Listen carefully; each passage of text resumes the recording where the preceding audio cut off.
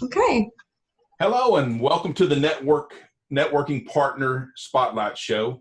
I'm your host, Jimmy Curtin, founder and CEO of Next Level Sales Performance. We help companies accelerate their sales revenue and move to the next level. So I'm excited today to introduce my special guest. Her name is Monica Chung. Monica is with MultiTek, and she is the Global Sales and Marketing Director. So Monica, with that, I'm going to ask you to introduce yourself and talk a little bit about your background and your company. Great. Thank you. Thanks, Jimmy. Thanks for having me. I'm Australian born Chinese. I was relocated here to the US by my company last year. I'm from Hong Kong, where our Asia headquarters is. My background is in computer systems engineering, and I was actually a software engineer at the start of my career. But then I sold my soul to the devil and ended up in sales. I'm only joking. But I do enjoy engaging with people. I work for MultiTek Global, as Jimmy mentioned, as a sales and marketing director for the globe. And at MultiTek, we provide IT infrastructure support services to enterprises worldwide. Super. That's great. Well, let's get into some of the questions for today. So in business, how do you define integrity? Most people would say that integrity means doing the right thing when no one is looking, all right? And I think in business or in sales, I would say that's in the same vein. So for me, it would be doing the right thing by the customer and providing them with value, even though it means that you may not make a sale. So I'll give you an example. One of our trusted channel partners threw a deal to us over the fence. It wasn't in their wheelhouse, but they knew that we did IT relocation. And we were asked by the client to ship a single asset from the US into Mexico. And if you're not aware, Mexico isn't the most easiest country to get an asset into.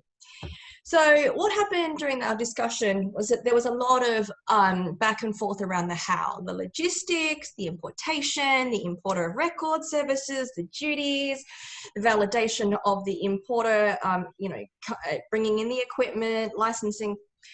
And in the end, I just asked the question to the client, why don't you just buy this unit in country?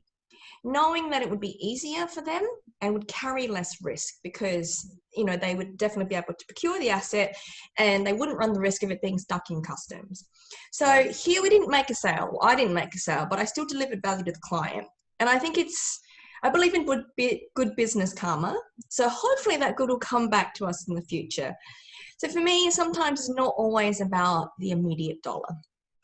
Exactly. Yeah, that's great. That's a great way to handle a customer. So what is the sweet spot for your company, for your business? In terms of client, we do anything from very small jobs, such as the movement of singular IT units, right up to multi-million-dollar deals with very large Fortune 100 companies. But most of our clients engage us for equipment within the range of 5 to 10 racks of equipment, whether that's relocating it, whether that's decommissioning it, and whether that's importing it or exporting it. So around that size, we'd say. Okay, great. So what's your favorite business tool to use when you're prospecting? Most sales professionals these days would say LinkedIn. And that's something that I use as well. I use this for the initial connection, but the real headway happens when I pick up the phone. And that is, I guess, my favorite business tool. So I try and leverage referrals where I can, and then I place a warm call to people. The first call is usually quite awkward. When you're calling upon anyone for the first time, it is a little bit awkward, but you have to start a relationship somewhere.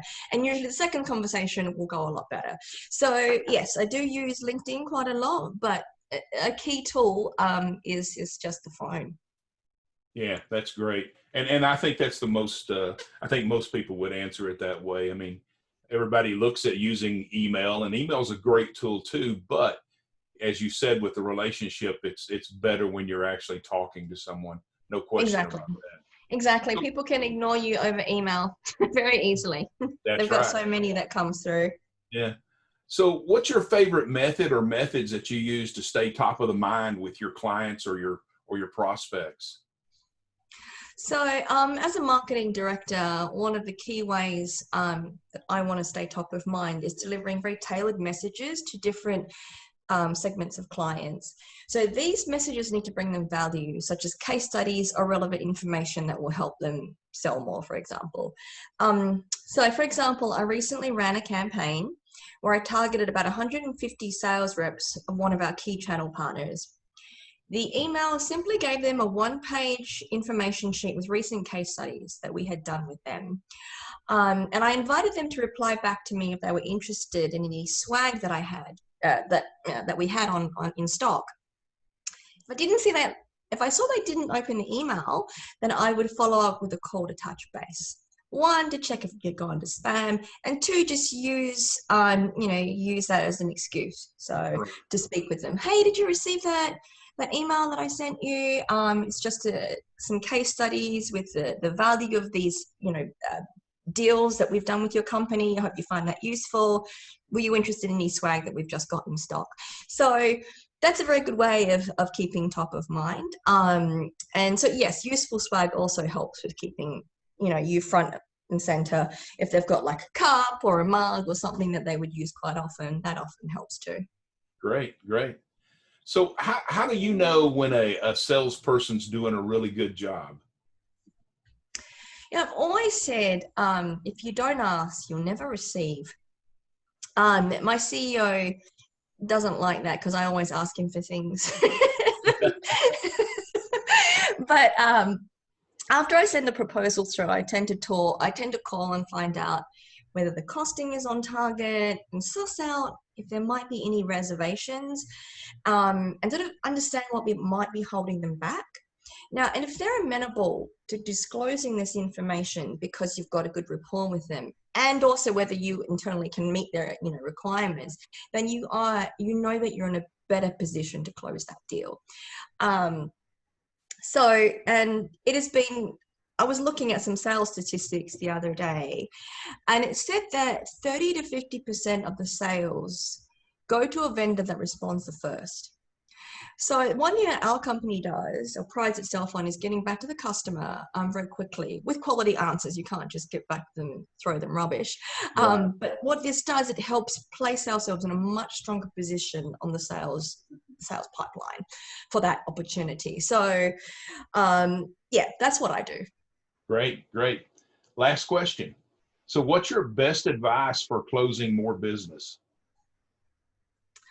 I would say get on the phone, network a lot, meet with people, even if you don't think that there'll be a direct opportunity that comes from that meeting. Because I find that sometimes meeting people within your industry, but perhaps within a complementary sector to your own, can often give you valuable knowledge and tidbits about what's happening in the market. And as salespeople, that's very valuable knowledge. So even if you think, oh, and I have an example of this. One of our senior people was approached by a very old partner of ours. And she said, oh, we don't really engage in the data center cleaning space. It seems very tangential to what we do. And I said, just go see him, because you'll be surprised, given how senior he is, the information that he'll be able to impart to you.